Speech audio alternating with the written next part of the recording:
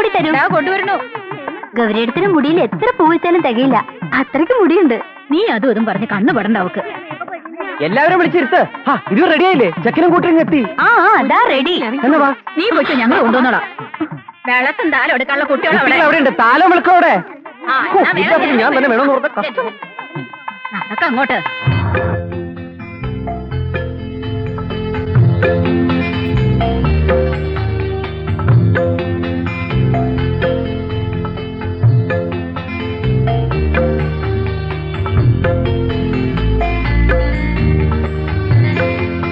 ഇനി വലതുകാലം വെച്ച് കയറിക്കോളൂ. അമ്മ എവിടെ? പറയുമ്പോളെ അവളെവിടെ? വേണാച്ചി അമ്മ എവിടെ? കണ്ടില്ലല്ലോ. ഇത് എപ്പോഴും ഇങ്ങനെയാ, ആവശ്യമുള്ളപ്പ കാണില്ല. ഒരു ചൊല്ലുണ്ടല്ലോ, പട്ടിയുടെ മൂത്രം മരുന്നിന് തന്ന. എന്റെ ഈശ്വര, അമ്മോ എവിടെ? അമ്മോ അന്നേ പറഞ്ഞത് അവള്.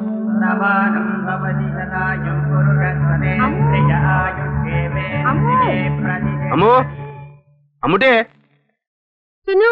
അമ്മുക്കുട്ടി എവിടെ മക്കളെ? ഞങ്ങൾ കണ്ടില്ല. രാവിലെ ഗന്ധർവൻ കാവിലേക്ക് വരുന്നുണ്ടോന്ന് ചോദിച്ചിരുന്നു. അമ്മ പറഞ്ഞില്ലേ പോണ്ടാന്ന്. എന്റെ ഈശ്വര, അമ്മുക്കുട്ടി.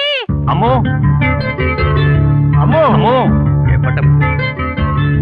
അമ്മോ അമ്മുക്കുട്ടി.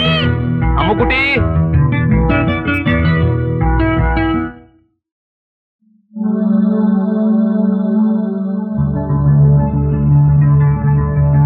അമ്മൂനെ കാണില്ല. വാ വാ ഗൗരി.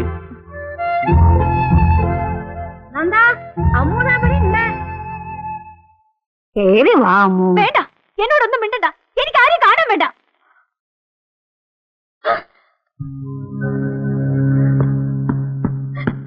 പേടിപ്പിച്ചു കളഞ്ഞല്ലോ നീ. വാ. എന്റെ മുമ്പിൽ ഒരു വലിയ കല്യാണക്കാരൻ. ഞാൻ കല്യാണത്തിന് വന്നാ ഭൂമി പളർന്നു പോവുമല്ലോ. വാ മോളെ.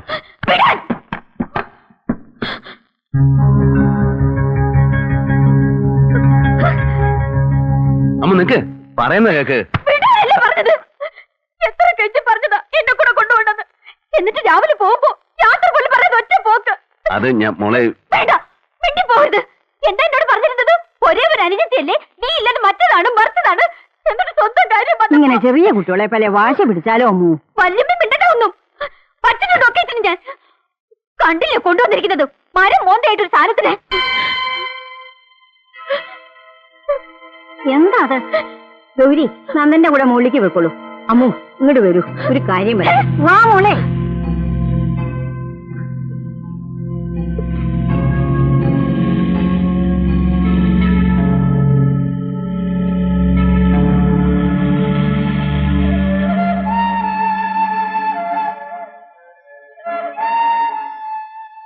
കുറെ മുമ്പ് വരച്ചതാ. മെർമൈഡ് ഞാൻ കണ്ടിട്ടുണ്ട്. എവിടെ വെച്ച്? ടൗൺ ഹാളിലെ പെയിന്റിംഗ് എക്സിബിഷന്. ഓഹോ, അപ്പൊ എന്നെ കണ്ടാണല്ലോ. അത് ശരി. അപ്പൊ അമ്പലത്തിൽ പെണ്ണുകാളെന്നും പറഞ്ഞ് നടത്തിയ കുരങ്ങളികൾ മുഴുവൻ കണ്ട് രസിച്ചു അല്ലേ? പിന്നീട് പലപ്പോഴും ഞാൻ ഈ മുഖമൊന്ന് ഓർത്തെടുക്കാൻ നോക്കി. വേണ്ടിയൊന്നുമില്ല. കാരണണ്ടേ, ജീവിച്ചിരിക്കുന്ന പോലെ വരച്ചിരുന്നില്ലേ? ആര്? അമ്മു, അല്ലാണ്ടാരാ? പാവാ കൊച്ചുകുട്ടികളുടെ മനസ്സാ, തോന്നണതൊക്കെ വിളിച്ചു പറയും. ഗൗരി അങ്ങനെ പറഞ്ഞപ്പോ ഏയ്, എനിക്കൊന്നും തോന്നിയില്ല. പാടില്ല, തോന്നാൻ പാടില്ല. അമ്മു ഇന്നു മുതല് ഗൗരിയുടെയും കൂടെ മോളാ. മരിച്ചു കിടക്കുന്ന അച്ഛന്റെ അമ്മയുടെ നടുവിൽ നിന്ന് കരയുന്ന കൊച്ചുകുട്ടിയെ അവളിപ്പോഴും എന്റെ മനസ്സിൽ. അന്നീ നന്ദന് 15 വയസ്സാ. പിന്നെ ഒരു സ്വപ്നം എന്റെ മനസ്സിലുണ്ടായിട്ടുള്ളൂ, എന്റെ അമ്മു. ലാളിച്ചു, അത് കുറെ അധികം. സ്കൂളിൽ പോകുമ്പോൾ ഞാൻ സമ്മതിച്ചിട്ടില്ല, വീട്ടിലിരുത്തി പഠിപ്പിച്ചു. പിന്നെ അവൾക്ക് പെട്ടെന്ന് ദേഷ്യം വരും, അതുപോലെ സങ്കടവും. ചെറിയ കുട്ടികളെ പോലെ തന്നെയാ. അവളുടെ ലോകത്തിലേക്ക് പെട്ടെന്ന് ഗൗരി കടന്നു വന്നപ്പോ എന്നെ ഇഷ്ടമല്ലെന്നുണ്ടോ? ഏയ്, അങ്ങനെയൊന്നുമില്ല. ഗൗരി വരാൻ വേണ്ടി കൂടുതൽ ആഗ്രഹിച്ചത് അവളാ. നോക്കിക്കോ, രാവിലെ ഓടി വരും തന്നെ കാണാൻ, എല്ലാം മറന്ന്. ഇനി ഗൗരി വേണം ഒരു അമ്മയുടെ വാത്സല്യം കൊടുത്ത് അവളെ എല്ലാം പറഞ്ഞു മനസ്സിലാക്കാൻ. അവളെ വേണുവിനെ ഏൽപ്പിച്ച എനിക്ക് സമാധാനായി, നമുക്ക് സ്വസ്ഥായി.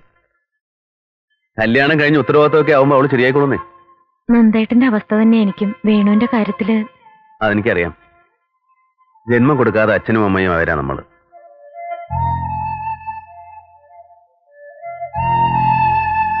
എല്ലാം ഒന്ന് തുറന്നു പറയാൻ, ഒരു സമാധാനമൊക്കെ പറയാൻ താൻ എന്നും എന്നോടൊപ്പം ഉണ്ടായാൽ മതി. ഛേ, എന്താ അത്? ഒരു നല്ല ദിവസമായിട്ട് താൻ കരയാ?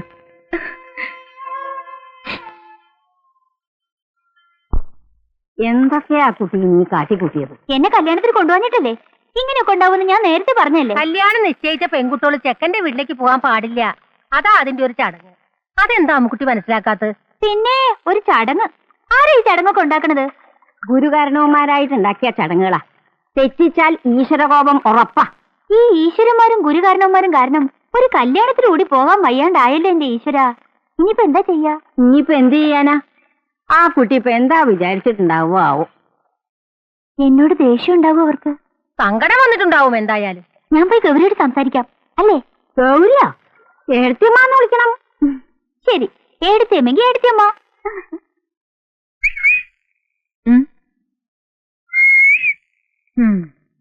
എന്താ എന്താ ഇത്? വെള്ളം മാറി കുളിച്ചതാ. നന്നായിട്ടൊന്ന് തോർത്തിട്ട് പോലില്ല. എങ്ങനെ ജലദോഷം വരാതിരിക്ക? പച്ചവെള്ളത്തിലുള്ള ഈ കുളി വേണ്ട കേട്ടോ. കെട്ടിക്കൊണ്ട് വന്നാൽ മാത്രം മതിയോ? ഇതൊക്കെ നോക്കിക്കൂടെ നന്ദന്?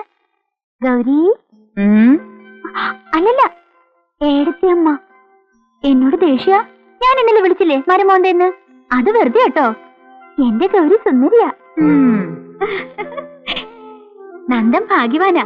നല്ലൊരു പെണ്ണിനല്ലേ ഭാര്യയെ കിട്ടിയിരിക്കുന്നത്. അയ്യോ, ഇതൊക്കെ നന്ദന്റെ മാത്രം ഭാഗ്യമൊന്നുമല്ല, ഒരാടെ പ്രാർത്ഥനയോടെ കൊണ്ടാ. ആരുടെയാ ഈ എന്റെ? നമ്മുടെ ഗന്ധർവന്റെ അമ്പലത്തില് മാല എത്ര കെട്ടിയിട്ടെന്നറിയോ? അത് സ്വന്തം കൈകൊണ്ട്. ആ, ഗന്ധർവൻ കാവില് ചെമ്പകം പൂത്തുന്ന് 6 എണ്ണം ഉണ്ട് അത്രേ. നമുക്കത് പോയി കണ്ടാലോ? വാ ഗൗരി. ഏടത്തിയമ്മ. ഈ ഏടത്തിയമ്മ എന്നുള്ള വിളി ഒരു സുഖമില്ല ഏടത്തിയമ്മേ. എന്തോ ഒരു അകൽച്ച പോലെ. ഞാൻ ഗൗരിനെ വിളിക്കട്ടെ? ആ, അല്ലേ വേണ്ട. ആരെങ്കിലും കേട്ടാ പിന്നെ അത് മതി. നമുക്ക് ഒറ്റയ്ക്കാകുമ്പോ വിളിക്കാം. അമ്മ എന്ത് വേണമെങ്കിലും വിളിച്ചോളൂ, എനിക്ക് ഒരു ആക്ഷേപവും ഇല്ല. ഗൗരിയടുത്ത് എന്തെങ്കിലും ഒന്നില്ലെങ്കിൽ ഏട്ടന്റെ ഭാര്യയല്ലേ? പിന്നെ അവള് പറഞ്ഞു ശരിയാ. ഗൗരി എടുത്തമ്മേന്നായാലോ? ആ, വലിയ കുഴപ്പമില്ല. ഓ, അങ്ങനെയെങ്കിൽ അങ്ങനെ. അയ്യോ, അത് കൊളുത്താൻ പാടില്ല. അതെന്താ? അതൊരു പഴയ കഥയാ. വെള്ളച്ചി പറഞ്ഞെന്നാ. ഈ വെള്ളച്ചിക്ക് അറിയാത്തായിട്ട് ഒന്നുമില്ല. പണ്ട് ജാമ്പോന്റെ കാലത്തൊറ്റാവും ഒരു മുത്തശ്ശി ഈ വിളക്ക് കൊളുത്തി വെച്ച് ഇറങ്ങിപ്പോയത്ര തറവാട്ടിന്ന്. കാശിക്കും പറ്റാ പിന്നെ വന്നതേയില്ല. അതിനുശേഷം ആരും വിളക്ക് കൊളുത്താറില്ല. ഓഹോ, ഇത് അന്ധവിശ്വാസമാണോ? നന്ദൻ പറയാ അന്ധവിശ്വാസാണെന്ന്. എന്നാ പിന്നെ നന്ദൻ ഒന്ന് കൊളുത്തു നോക്കട്ടെ ഈ വിളക്ക്. അയ്യോ, ഞാൻ സമ്മതിക്കില്ല. പിന്നെ ഈ കാവില് മാസത്തിലൊരു ദിവസം ഒരു കോമാളി വരും. കോമാളിയോ? അയാളുടെ 2-3 ചിങ്കിടികളും എന്നെ നടുവിലിരുത്തിയിട്ട് ബ്രീം ബ്രീം ബ്രീം എന്നൊരു പാട്ടും. പാട്ടോ? പൂജ അത്രേ, ഗന്ധർവം പൂജ. അതിന് എന്നെ പിടിച്ചിരുത്തുന്നതാ എനിക്ക് ഇഷ്ടമല്ലാത്ത. ആ പാട്ടാണെങ്കിലോ ചെവി പൊട്ടും. പൂജ എന്ന് പറഞ്ഞാലേ അമ്മൂച്ചക്ക് ദേഷ്യ. അപ്പൊ പോയി ഒളിക്കും കയ്യാലേല്. എന്തിനു ദേഷ്യം? കോമാളിയാ. സൂക്കേട് മരം പൂജ എന്നൊക്കെ പറഞ്ഞ്. സൂക്കേടോ? എന്താ കാവില്? വല്യമ്മ വിളിക്കണു. ഗൗരി എടുത്തമ്മേ. എന്തേ? ഇവിടുന്ന് നോക്കുമ്പോഴേ ശരിക്കും പരമോൻ തന്നെ കേട്ടോ. എടി നിന്നെ